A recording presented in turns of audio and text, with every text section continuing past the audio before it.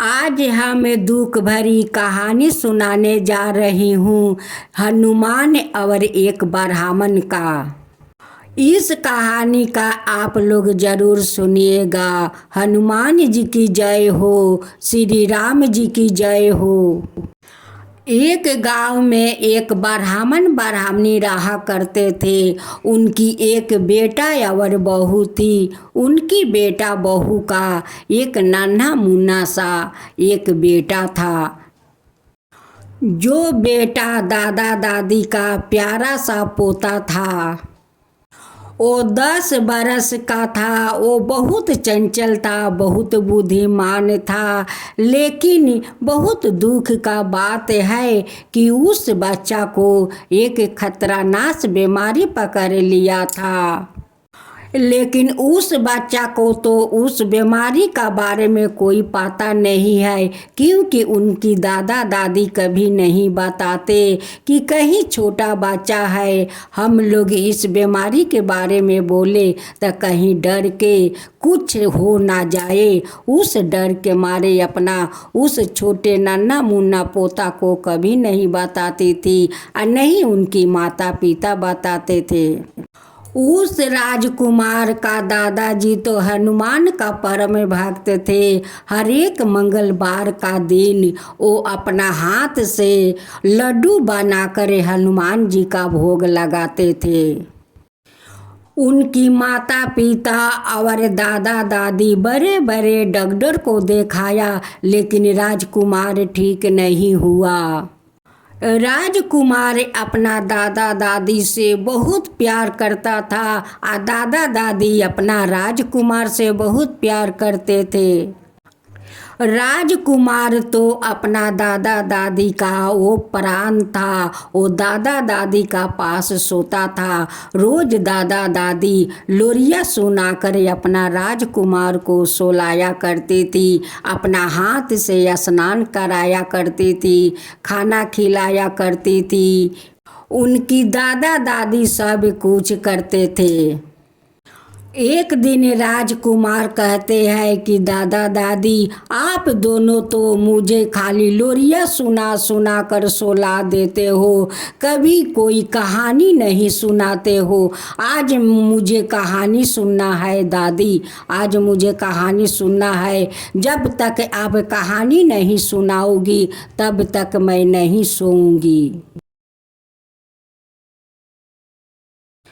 दादी अपना पोता को कहानी सुनाती है। कहती है कि बेटा, हम लोग जैसा एक दादा दादी उस राजकुमार का था। जो राजकुमार अपना दादा दादी से बहुत प्यार करते थे, बहुत प्यार करते थे। वो दादा दादी का अपना दादा दादी का वो प्यारा पोता था। उनके पोता कहते हैं कि दादी, हमारा जैसे राजकुमार था। वो कहती है कि हाँ राजकुमार, आपका जैसे वो राजकुमार था। जैसे आप अपना दादा दादी से प्यार करते हैं, वैसे ही उस राजकुमार अपना दादा दादी से प्यार करते थे।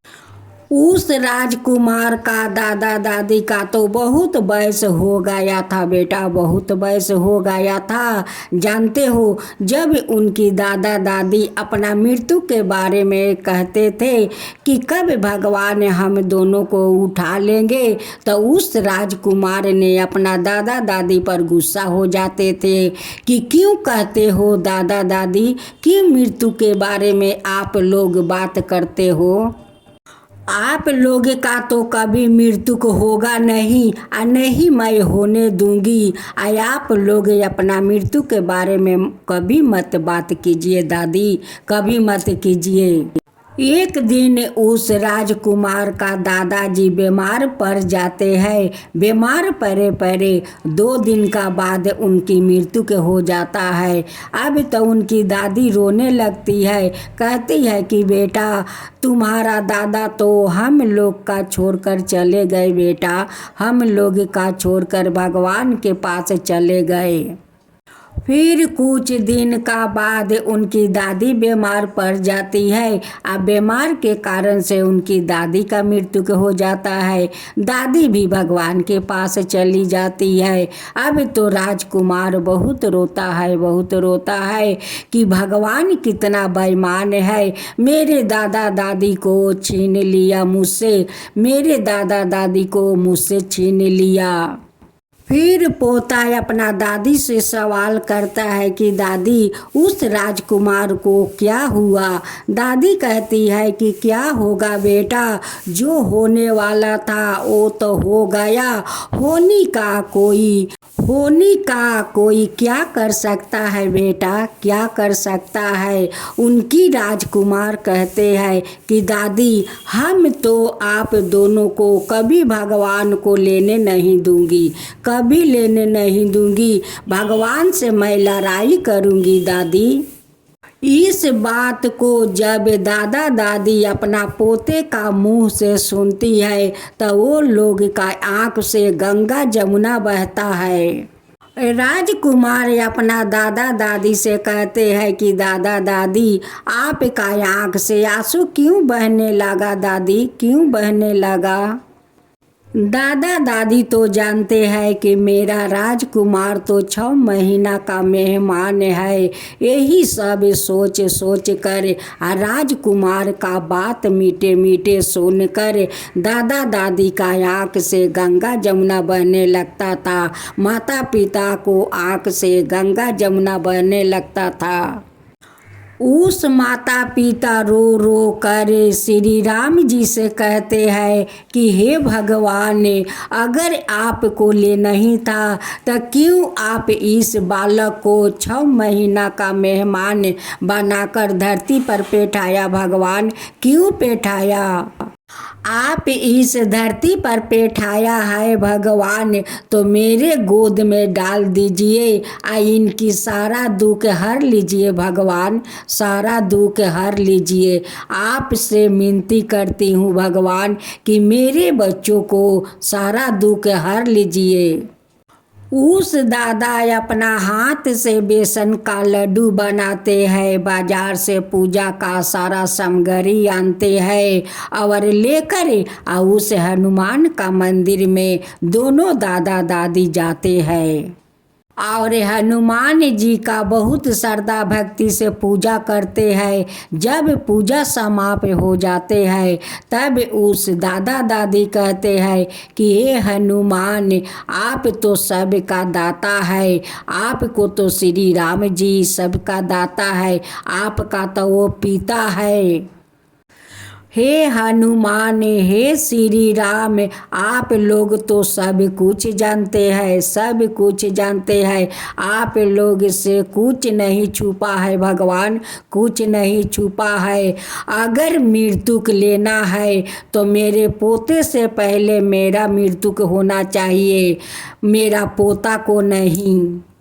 हे हनुमान, देखिए हम दोनों का तो वयस हो गया है, हम लोग का जाने का समय हुआ है, मेरा पोता को नहीं, आप मेरा पोता को प्राण लौटाना होगा, उनकी सारे दुख हरना होगा भगवान, सारे दुख हरना होगा हनुमान।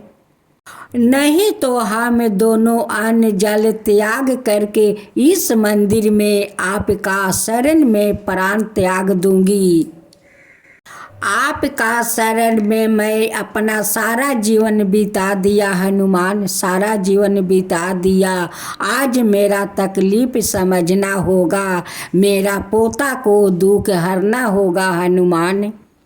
हे पवन पुत्र हनुमान, हे श्री राम जी का दूत, आप जैसे उस मूर्छित लक्ष्मण को आप सजीवन गुटी लिया कर उनकी प्राण का रक्षा किया, हे हनुमान वैसे ही मेरा पोता को रक्षा कीजिए। नहीं तो हम दोनों को आप प्राण हर लीजिए हनुमान, प्राण हर लीजिए।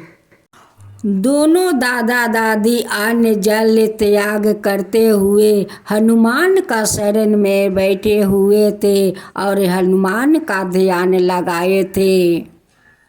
हनुमान जी को ध्यान लगाते हुए दोनों को आंख लग जाता है। हनुमान जी उस ब्राह्मण देव को सपने में दर्शन देते हैं और कहते हैं कि हे ब्राह्मण देवता, आप आंख खोलिए और मेरे गले के एक माला निकाल लीजिए और उस माला ले जाकर अपना पोते को गले में पहना दीजिए। जब ब्राह्मण देव का आँख खुलता है तो अपना ब्राह्मणी से कहते हैं कि हे ब्राह्मणी, उठो उठो, हनुमान जी मेरे सपने में दर्शन दिया था और बोले थे कि मेरे गले के एक माला उतार लो और उतार कर और वही माला ले जाकर अपना पोते को गले में पहना दो। हनुमान के गले से ब्राह्मण देव एक माला निकालते हैं और निकाल कर अपना घर को रवाना होते हैं। वहाँ पर उनकी पोता का बहुत हालत खराब था। जैसे घर में वो लोग पहुँचते हैं वैसे देखते हैं कि जमराज वहाँ पर आ चुका है उनकी पोते को प्राण लेने के लिए। ब्राह्मणी कहती है कि तुम भयंकर चेहरा वाला कौन हो, क्यों आए हो मेरे घर? वो कहता है कि ये बूढ़ी माई, मैं तो जमदूत हूँ और तुम्हारा पोता को प्राण लेने आया हूँ। अब इनकर जाने को समय हो गया है, उसलिए मैं आया हूँ, इसे मैं अपना साथ ले जाऊंगी। बूढ़ी माई रोती है, कहती है कि नहीं जमदूत, आप नहीं मेरे पोते को ले जा सकते हो, मेरे पोते के पास से तुम हट जाओ और मुझे इस माला को मेरे पोते को पहनाने दो। ओ जमदूत कहते हैं कि बूढ़ी माई, मैं तो इस माला को तुम्हें पहनाने नहीं दूंगी, जो भी हो जाए मैं पहनाने नहीं दूंगी, मैं तो इसका प्राण लेकर रहूंगी।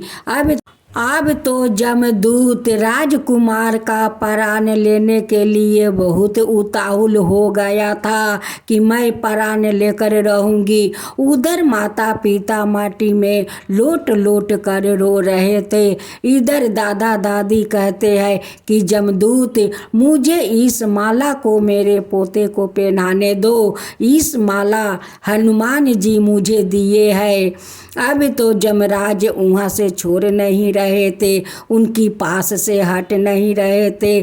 तब ब्राह्मण देव और ब्राह्मणी दोनों हनुमान को पुकारते हैं और हनुमान जी वहाँ पर प्रकट हो जाते हैं और कहते हैं कि जमदूत, आप उस बालक को प्राण नहीं ले सकते हो, क्योंकि उसका जाने का अभी समय नहीं हुआ है, वो तो अभी इस संसार को नहीं देखा है, तुम कैसे उस बालक को ले जा सकते हो? जमदूत कहता है कि ये हनुमान जी, अगर मैं इस बालक को लेकर जमलोक नहीं गए तो मेरे महाराज जी मुझसे सवाल करेंगे, तो मैं अपना जमराज महाराज को क्या जवाब दूंगी? हनुमान जी कहते हैं कि देखो जमदूत, ये मेरा आदेश है या मेरा आदेश को तुम्हें मानना होगा। आज जाकर अपना जमराज महाराज से कह देना कि हनुमान जी उस बालक को प्राण नहीं हरने दिया, वो उसको जाने का अभी समय नहीं हुआ है। जमदूत हनुमान को सर झुकाकर प्रणाम करते हैं और प्रणाम करके वो जमलोक लौट जाते हैं। उनकी दादी जाकर उनके गले में माला पहना देती है और राजकुमार ठीक हो जाते हैं। दादा दादी माता पिता सभी लोग हनुमान जी का धन्यवाद देते हैं कि हे हनुमान जी, आप मेरे पोता को रक्षा किया। माता पिता कहते हैं कि हे पवन हनुमान, हे पवन पुत्र हनुमान, आज मेरा पुत्र को आप आकर रक्षा किया, भगवान आप आकर मेरे रक्षा किया, हे हनुमान रक्षा किया, आपको कोटि कोटि मैं धन्यवाद करता हूँ हनुमान, कोटि कोटि धन्यवाद करती हूँ। जो राजकुमार 6 महीना का मेहमान था उसे हनुमान ने अमर सौभाग्य रहने का आशीर्वाद देकर और अंतर ध्यान हो गए। हे हनुमान, आप जैसे उस ब्राह्मण को पोता को अपना माला पहना कर उनकी प्राण को रक्षा किया और अमर सौभाग्य रहने का आशीर्वाद दिया। हे हनुमान जी, वैसा ही सबका आशीर्वाद दीजिए, सबका अमर सौभाग्य रहने का आशीर्वाद दीजिए हनुमान, सबका आशीर्वाद दीजिए हनुमान। जो आपका कथा कहता है, जो सुनता है, जो हुंकारी पड़ता है, उन सब का ऊपर कृपा कीजिए ये हनुमान। हे पवन पुत्र हनुमान, वैसे ही सब का ऊपर कृपा कीजिए, सब का ऊपर कृपा कीजिए। हनुमान जी की जय हो, हनुमान जी की जय हो, श्री राम जी की जय हो, श्री राम जी की जय हो।